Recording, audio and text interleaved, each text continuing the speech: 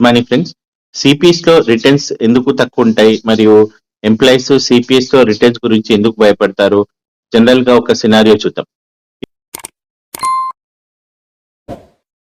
ఇప్పుడు ఒక real time example చూద్దాం. ఒక జూనియర్ అసిస్టెంట్ 24,000 బేసిక్ తో ఉద్యోగంలో చేరాడు. సో ఆయన 30 years సర్వీస్ చేస్తే అసలు పెన్షన్ ఎంత వస్తుందో ఒకసారి చూద్దాం. ఇది ఒక సినారియో మాత్రమే, ఇది మారవచ్చు, కానీ మనం ఒక అండర్స్టాండింగ్ చూద్దాం. స్టార్టింగ్ లో అయినా బేసిక్ ప్లస్ డిఏని 24,000 గా తీసుకుంటే కాంట్రిబ్యూషన్ అనేది మీరు ఇక్కడ చూసుకుంటే 10% కాబట్టి దాంట్లో 10% 24,000లో 2,400 అవుతుంది. గవర్నమెంట్ కాంట్రిబ్యూషన్ 10%, సో అది 2,400. సో మొత్తం కలిపి 4,800. సో ఆయన సర్వీస్ 30 years అనుకుందాం. డిఏ ప్లస్ బేసిక్ అనేది ఒక సంవత్సరానికి 5% అని బేసిక్ అనుకుందాం, ఎందుకంటే ఇక్కడ మనకు డిఏ రావచ్చు, పిఆర్సీ రావచ్చు, కాబట్టి ఆన్ అవరేజ్ ఆయన జీతం 5% పెరిగిందని అనుకుందాం. సో ఎన్పిఎస్ ఇన్వెస్ట్మెంట్ రిటర్న్ అంటే మనం పెట్టిన డబ్బులు వేరే చోట మనకి ఇన్వెస్ట్ అవుతాయి కాబట్టి అదొక 8% అనుకుందాం. సో ఉద్యోగి ప్రభుత్వం కలిసి 20% కాంట్రిబ్యూషన్, సో ప్రతి నెల కాంట్రిబ్యూషన్ పెట్టుబడిగా వెళ్తుందని అనుకుందాం. సో ఆ కేసులో ఏమవుతుందంటే లాస్ట్ ఇయర్ 24,000 బేసిక్ పైన బేసిక్ ప్లస్ డిఏ కలిపి 2,400, గవర్నమెంట్ కలిపిన 2,400, టోటల్ 4,800. సో అది పెరుగుకుంటా పోతుంది అన్నమాట. ఆఫ్ సర్వీస్ లో నెలకి 19,800కి వెళ్ళిందని అనుకుందాం. సో ఆయన ఇనిషియల్ బేసిక్ 24,000 తో జాయిన్ అయినప్పుడు నెలకు 4,800తో స్టార్ట్ అయ్యి 38 సంవత్సరానికి ఆయన బేసిక్ 99,000 ఉన్నప్పుడు 19,800 వరకు ప్రతి నెల సిపిఎస్ లో పోతాయి. సో మనం కాంట్రిబ్యూషన్ ఎంత చేస్తాం? 5% యాన్యువల్ ఇంక్రీజ్ తో చూసుకుంటే మన ఇంట్రిబ్యూషన్ ఎంత అవుతుందంటే 38.27 lakhs. సో వాటి మీద 8% ఎవరేజ్ రిటర్న్ చూసుకుంటే 30 సంవత్సరాలకి చివరికి 1.2 crores అయినాయి. సో ఇక్కడ మన contribution 38.27 lakhs, investment growth 81.50 lakhs. So ఇక్కడ చూసుకుంటే టోటల్ కార్పస్ 1.2 crore. సో ఇక్కడ సంబరపడాల్సింది ఏం లేదు. సో 1.20 crores వచ్చినంత మాత్రాన మనకు ఎంత పెన్షన్ వస్తుందో చూద్దాం.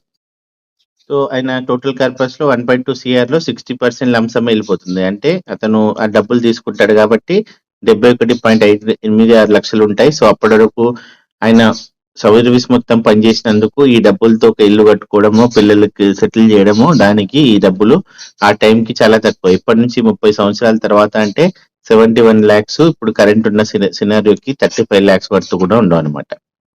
సో ఖచ్చితంగా పెన్షన్ కొనాలి కదా, మినిమం యాన్యుటీ 40% కాబట్టి 1.2 CR మీద ఆయన పెన్షన్ తీసుకుంటే 47.91 lakhs ఇన్వెస్ట్ అవుతాయి అనమాట. సో పెన్షన్ ఎంత వస్తుంది చూసుకుంటే 47.91 lakhs కి 6% మీరు చూసుకుంటే దానికి 287,500 అనేది ఇన్వెస్ట్మెంట్. దాని 12 తో డివైడ్ చేస్తే మీకు వచ్చేది 23,960 మాత్రమే. అంటే మీరు 24,000 బేసిక్ లో జాయిన్ అయినప్పుడు 30 సంవత్సరాల తర్వాత మీరు రిటైర్డ్ అయితే మీకు మంత్లీ పెన్షన్ ఎంత వస్తుంది అంటే 23,960, ఒక ఎగ్జాంపుల్ చూసుకుంటే. సో ఇది ఇష్యూ అనమాట.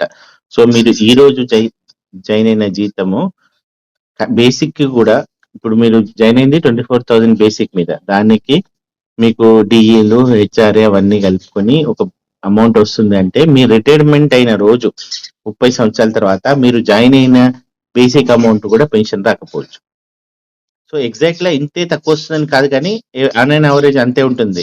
సో మీ ప్రాబ్లం ఏంటంటే మీరు ఒక ₹1,00,000 బేసిక్ పైన రిటైర్డ్ అయ్యి, అంటే మొత్తం టేక్ హోమ్ 1,30,000 1,40,000 ఉన్నప్పుడు రిటైర్డ్ అయిన తర్వాత మీకు 30,000 కూడా పెన్షన్ రాకపోతే మీరు ఎలా సర్వైవ్ అవుతారు? అప్పుడు చాలా కష్టం అవుతుంది అనమాట. ఎందుకంటే అప్పటి వరకు ఉన్న మెడికల్ మీ ఇష్యూస్ స్టార్ట్ అవ్వచ్చు, మీ స్పౌస్ కి మీరు ఇద్దరు కలిసి మేనేజ్ చేయొచ్చు, కొద్ది గొప్ప మీకు ఫైనాన్షియల్ ఇండిపెండెన్స్ ఉండాలి. రిటైర్మెంట్ కు డబ్బులు అవసరం పడి వేరే వాళ్ళని అడిగితే మీరు అన్ని రోజులు గవర్నమెంట్ ఎంప్లాయ్ చేసి ఇబ్బంది పడాల్సిన అవసరం ఉంటుంది. కాబట్టి అందుకే అందరూ సిపిఎస్ గురించి ఆందోళన చెందుతున్నారు.